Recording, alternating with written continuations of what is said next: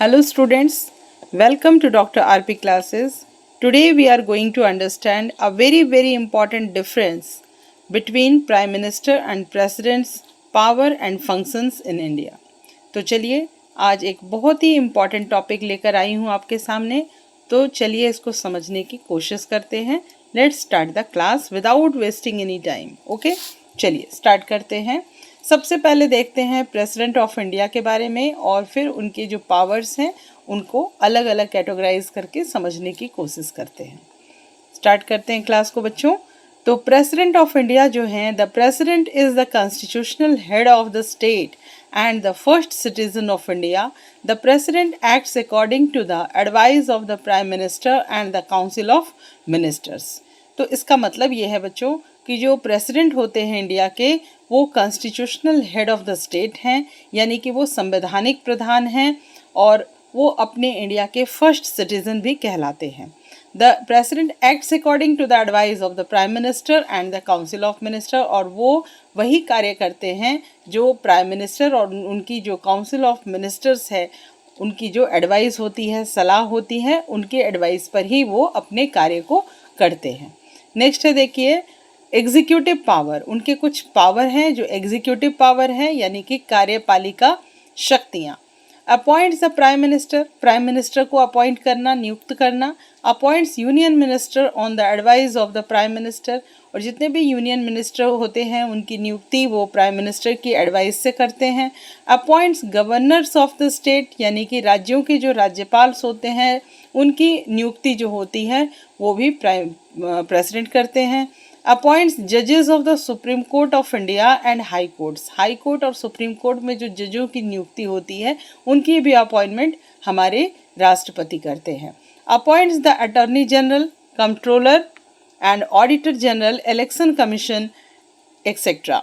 तो attorney general का नाम आपने सुना होगा. Attorney general, controller and auditor general जो होते हैं, इलेक्शन कमिश्नर जो होते हैं, इन सब की नियुक्ति अपॉइंटमेंट्स अपने प्रेसिडेंट करते हैं.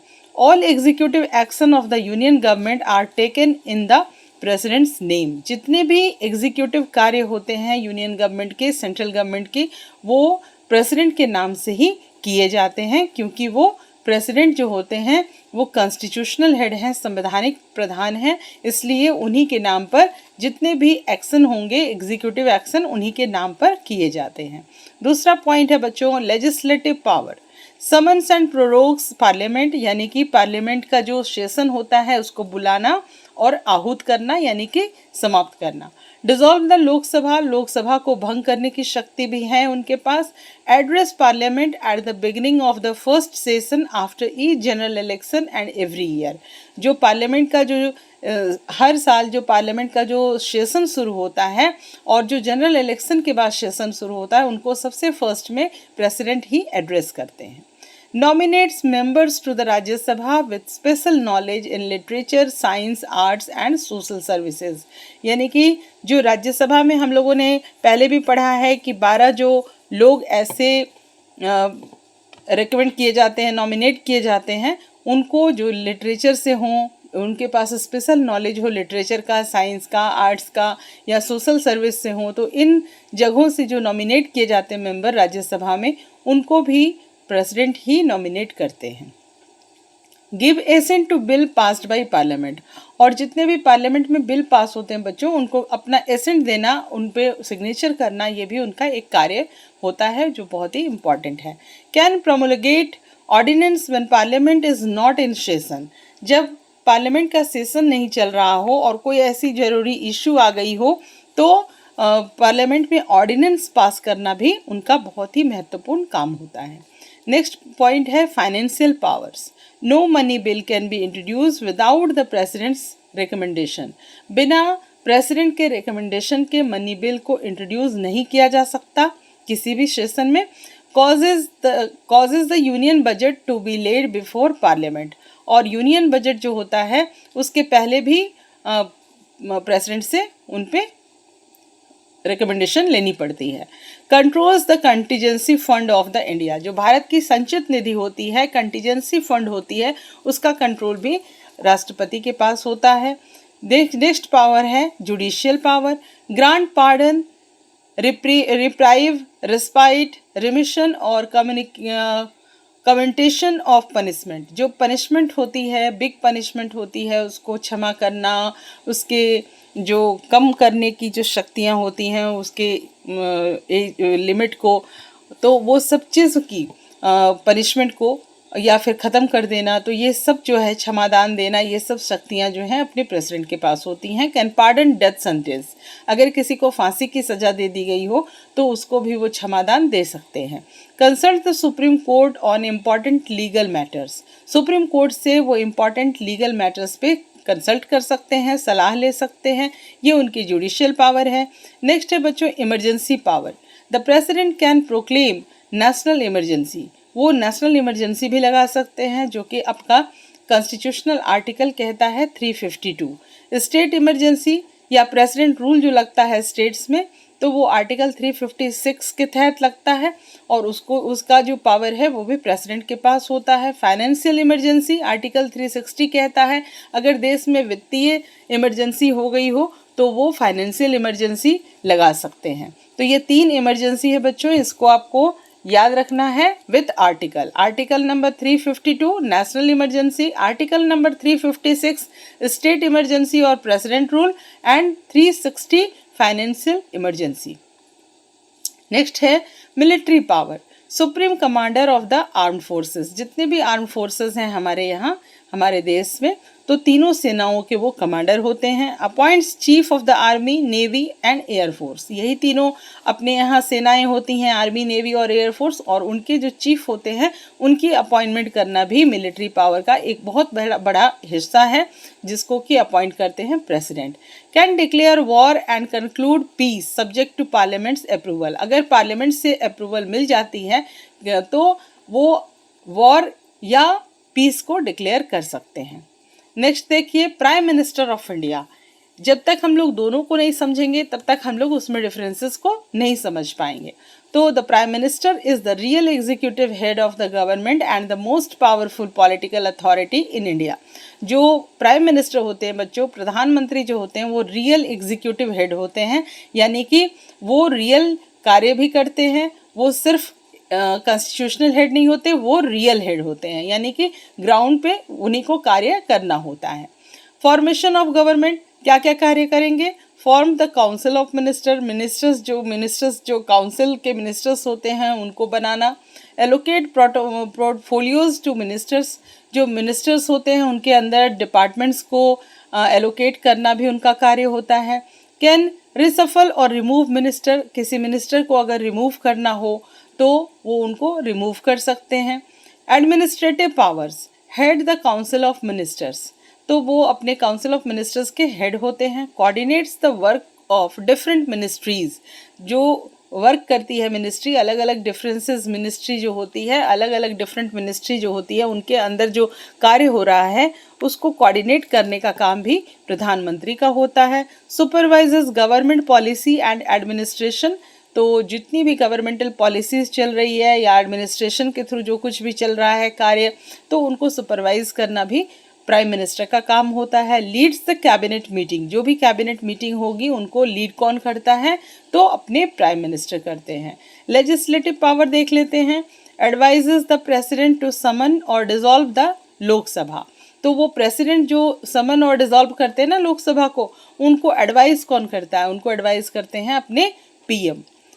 Leeds the government in parliament, parliament में गवर्नमेंट को लीड करना भी उनका काम होता है। Play a major role in law making, और लॉ मेकिंग जब बनता है तो उसमें मेजर रोल प्ले करते हैं प्रधानमंत्री। Decided the legislative agenda of the government, और वो लेजिस्लेटिव एजेंडा भी सेट करते हैं, डिसाइड करते हैं गवर्नमेंट में, तो इस तरह से लेजिस्लेटिव पावर उनके पास होती है। फाइनेंशियल पावर देखिए, guides economic and financial policies, तो जो फाइनेंशियल और इकोनॉमिक पॉलिसीज़ बनेगी उनको गाइड कौन करता है? तो उनको गाइड करते हैं हमारे PM. Play a key role in budget preparation through the finance minister, जब फाइनेंस मिनिस्टर अपने देश का बजट प्रिपेयर कर रहे होते हैं तो उनमें एक बहुत बड़ा अहम रोल प्ले करते हैं अपने prime minister. Supervises national development programme, जितने भी नेशनल डेवलपमेंट प्रोग्राम्स होते हैं उनको सुपरवाइज करने का काम भी अपने प्रधानमंत्री का होता है। नेक्स्ट पॉइंट है foreign affair powers, represent India in international conferences and summits. तो आप देखते हो ना, अभी इंडिया का बहुत दूर दूर तक जो इंटरनेशनल कॉन्फ्रेंसेस चल रहा है और जिसमें सब में इंडिया पार्टिसिपेट भी करता है, तो उसको पार्टिसिपेट कौन करेंगे, तो रिप्रेजेंट करते हैं अपने प्रधानमंत्री। जैसे हम लोग 140 करोड़ है, अगर अपने प्रधानमंत्री जी किसी दूसरे देश के लीडर से हाथ मिला रहे हैं, तो ये समझिए कि 140 करोड़ लोग उनके साथ हाथ मिला रहे हैं। तो इस तरह से जो नेशनल कॉन्फ्रेंसेस होती है और समिट्स होता है, उसको रिप्रेजेंट करने का काम भी प्रधानमंत्री करते हैं। ये उनके फॉरेन अफेयर्स पावर का बहुत ही अहम रोल है।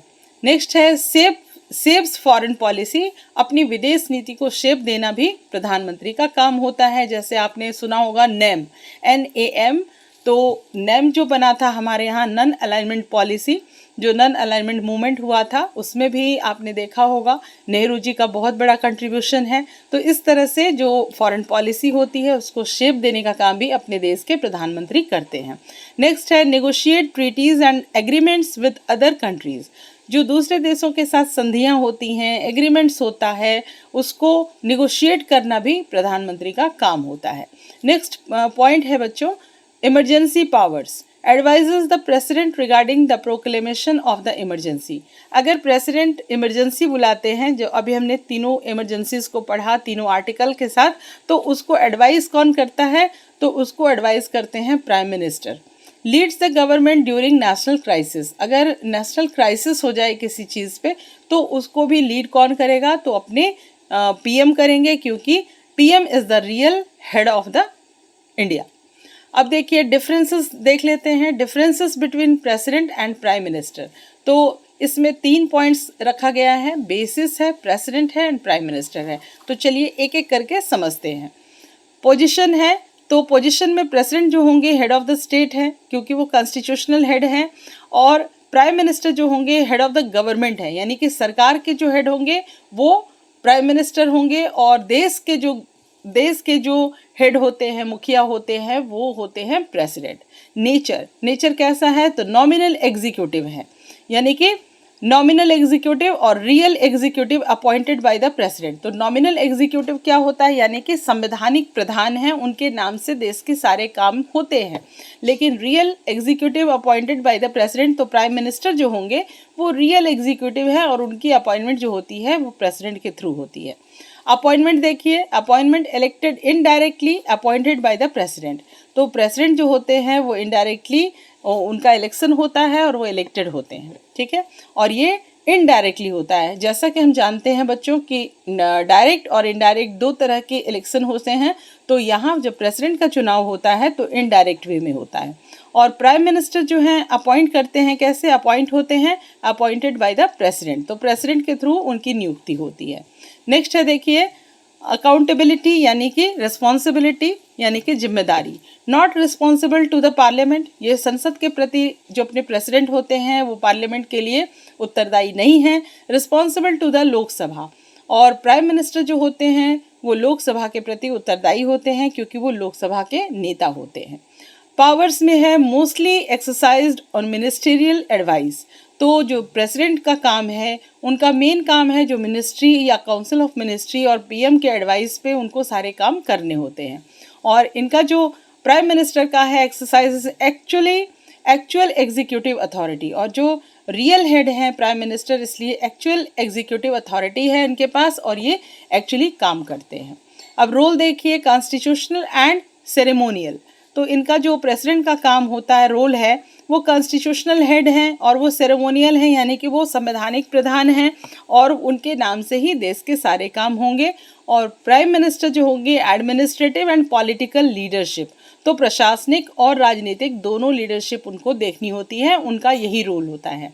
अब लास्ट में बच्चों हम इनको कंक्लूजन देख लेते हैं। The president is the constitutional head of India, while the prime minister is the real executive head who runs the government. The president symbolizes the unity of the nation, whereas the prime minister directs the administration, policy making and governance of the country. तो इस तरह से conclude करके आप लिख सकते हो। I hope कि आपको ये वीडियो पसंद आई होगी बच्चों। Thank you so much and take care.